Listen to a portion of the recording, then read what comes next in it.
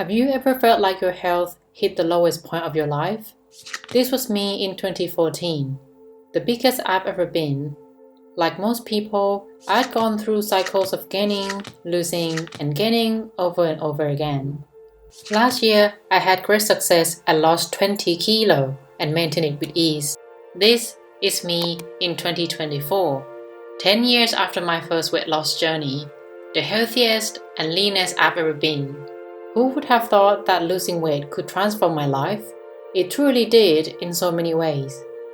It feels so easy to say now that I'm successful, but I want you to know that this is not a magical story where everything happened overnight. So this is for you, my lovely people.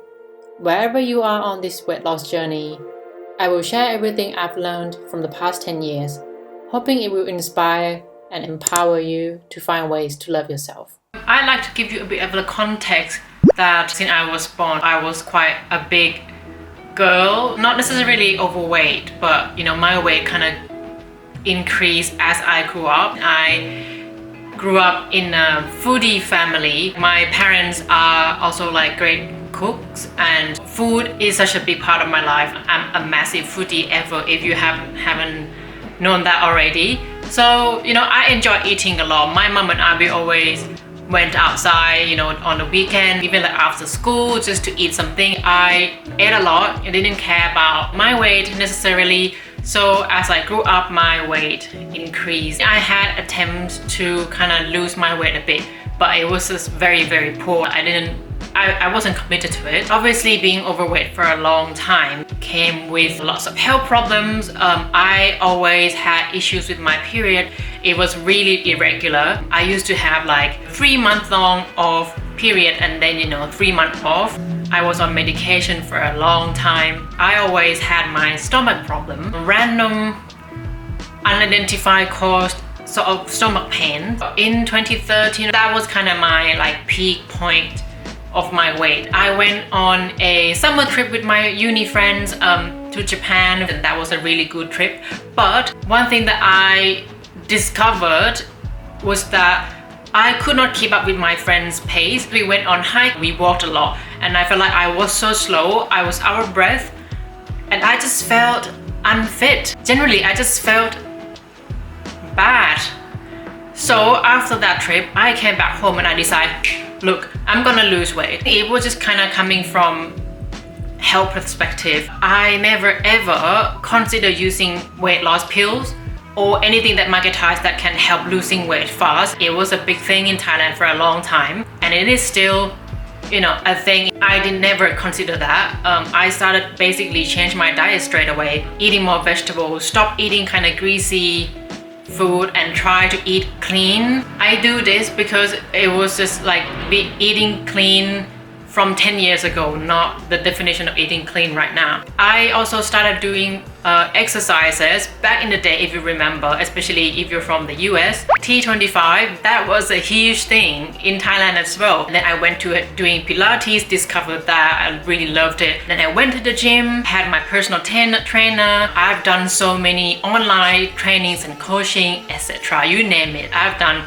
most of it. Last year, I lost 20 kilos, 30 kilos in total from that 10 years ago. It still took me 10 years to finally make it and to finally understand the principle of maintaining healthy weight and to have a balanced diet and lifestyle. To celebrate my 10-year anniversary of my weight loss journey, I will share with you everything that I learned. The first thing that I like to share with you is don't blame your past self for not being able to do it. You learn from your mistakes. I think we should give our past selves a little bit more credit because she is the person who decided to make change, and therefore you are you today because of that person. Thinking back 10 years ago, the knowledge wasn't accessible as it is now, and the discourse and the discussions around wellness and fitness wasn't this advanced, or it wasn't even a thing. And to add to that, the wellness discourse in the western part of the world is a little bit more abundant than in Thailand in terms of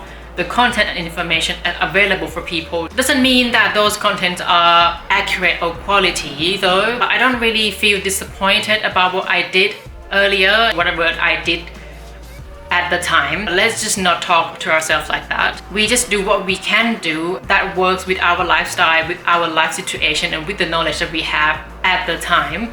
And to be fair, what we think is true or accurate right now might not be the same in the next 10 years when the new knowledge or new research come out. So, don't blame your past self. We just have to learn from it. I think the most important and the top priority of my journey this whole time is putting my health and wellness at the forefront, how to optimize my health in the first place, thinking about longevity of this whole journey. It can start from like aesthetic inspiration. Myself, like anyone else, like I wanted to lose weight because I want to look healthy. I want to look small because looking small equals looking healthy. Whatever change we make has to consider our health as our priority. I would never ever put myself in a very critical health state just because I want to look skinny. I never starved myself. It's not just about eating clean or eating healthy. I have to enjoy, I have to have pleasure of doing this workout. I have to love my body and feed it good things. If everything functions normally, everything just works out. It led me to discover meaningful ways of living my life and taking care of myself. What we should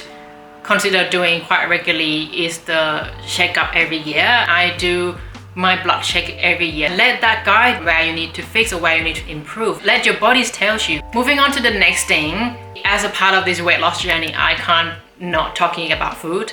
Eat your protein, don't hate carb. Any restricted diet or any form of diet doesn't work. 10 years ago, I started from eating more veggies, less of the fatty, greasy, deep fried food. And then I went down the rabbit hole of eating less, like less amount, eating as clean as possible because I think that I need to cut down my caloric intake. Then I went to eating a lot. I ate like a bodybuilder. It was really sad because it was just plain boiled vegetables, boiled chicken, and a lot of rice. Eating became painful.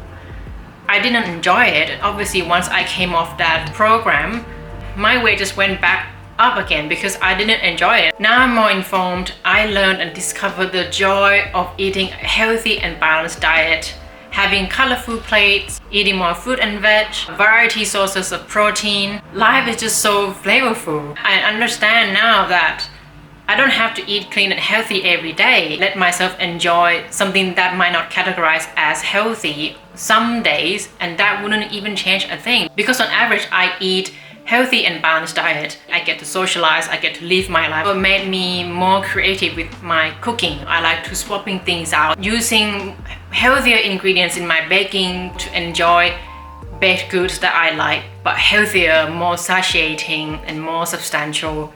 I can conclude that my bread and butter is to find the right balance, to eat healthy most days. Eating unhealthy things not gonna ruin me. It's better that I have that resilience because forcing myself to eat clean every day never ends well. I enjoy doing exercises, but one important thing that we have to focus on is muscles are important, and I wish we talk more about it. There's so many forms of exercises that can build muscles, weightlifting, strength training, Pilates, whatever you fancy. I feel like any form of exercises that build strength and muscles are great. On that note, lifting weight does not make you bulky, especially for women. It takes a lot for you to actually look bulky. I'm trying to grow muscle now. It is definitely more challenging than losing weight. But having more muscles and having more strength, not just to look toned, but to feel stronger, to be able to help myself without having to ask someone else, to have better metabolism, better mobility and function overall. I think muscles are great and we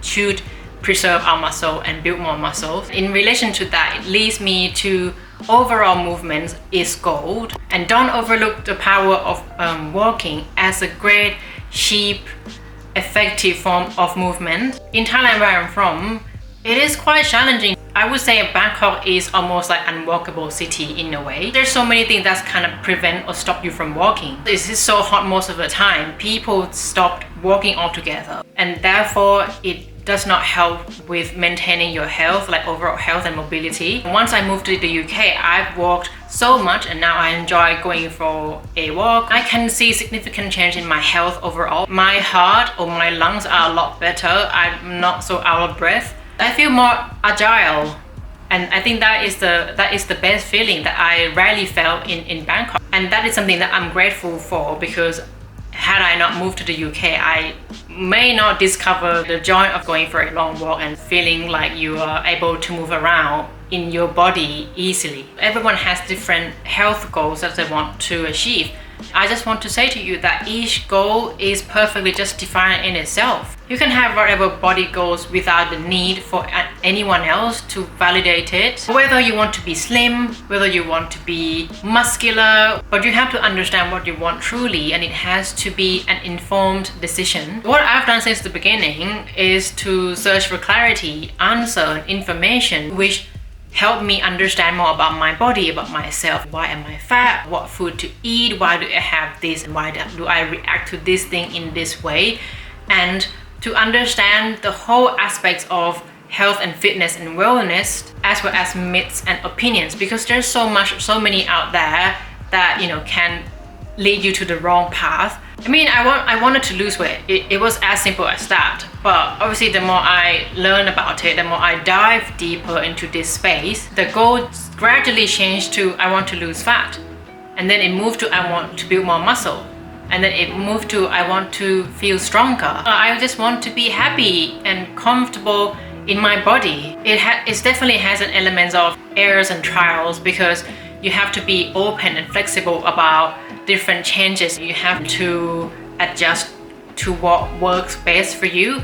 And tell you what, with how the society have shaped us or wired our brain, we have to look particular ways to fit into the beauty standard. We don't know exactly what is the best body for us, or what do we like the most for ourselves. So it has to go through different experiments and trials and errors for us to actually understand and to be completely content about how we feel and how our body looks. And if you don't know how to navigate this, if you're not sure, you feel overwhelmed, the best way is to see a professional, get a personal trainer or get a nutritionist to help guide you. Every time I have a personal trainer or coach, I feel confident and I feel secure, because I know that someone else has got my back. That allows me also to learn from them for specifically about me, and not just like a generic information. The next thing that I learned, and I still have to remind myself, is that don't let the fitfluencer fool you. Don't let the diet, fitness and wellness culture dictate what's best for you. I'm also like all of you, that I got the pressure from society and from the industries to fit myself into a certain standard, because I want to fit in like everyone else. But I learned from my journey that we don't know the whole story. Influencers who post on Instagram, including myself, they don't tell the whole story. They don't tell you what they did exactly. There's a difference between post and unpost. No one can actually look perfect 24/7, even if they just look completely happy. You don't know whether they're happy or not. If you find something and you try and you don't like it, don't do it just because this person tells that this is the best way to lose weight. There's no single way, because everyone is different. I mean, you can still try, but if you don't like it, then please stop it. Find what you enjoy, eat what you enjoy, find your own definition of beauty, of what perfect body is for yourself, and not because someone else says to you that this is the perfect body. I think staying healthy or staying in shape isn't like a to-do list. It's not like something that you can just cross out once you're done. It has to be sustainable and feel natural to you to be able to maintain it. It used to be like that for me, being something that I just like cross off the list. I reached this number on my scale.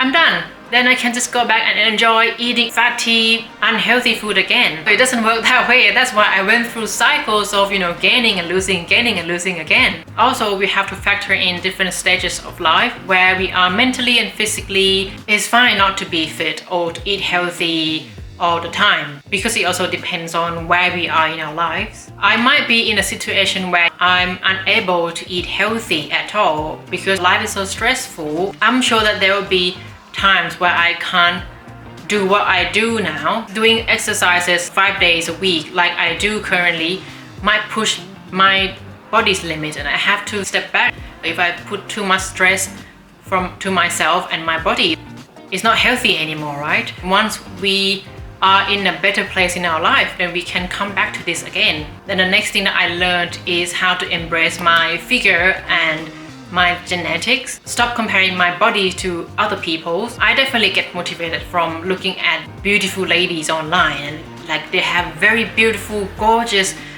very toned, very nice muscles. But say if they have wider hips and I have a narrow hip, even though that I can build my glutes, I won't be able to look exactly like people who genetically have wider hips. And I have to accept that. My goal to build glutes, not because I want to look like people who has wider hips genetically, but because I want to complement my figures a bit. I want to make the body that I have stronger and look a bit more proportional. I get inspired, but at the end of the day, I'm not like them. So I just have to work myself to complement the figure that I have and learn to love it. And the last learning, I think this is important as well, is that people will always have opinions on you. People will always get to say something about you, and you can't stop them. You're too big, you're too skinny, you're too dark, you're too pale, you have big boobs, oh now you have smaller boobs, where's your boobs gone? I'm from an Asian culture where everything about individuals has to be someone else's business. Aunties and uncles, even if it's well-intentioned, those little comments stay with me. Maybe you don't have to make comments at all. You know, I grew up in that society and I learned to just not pay much attention to it. I'm very fortunate not having to experience any discrimination or bullies from my body and from my appearance. Things that people say on the TV, you know, still projecting something into my subconsciousness to keep trying to be that perfect version of what people imagine it should be. Now I just learn to let go. I don't care. I just want to do what I want to do because I think that is best for me and that is what I enjoy doing it. You have to care about yourself, not care about other people's, because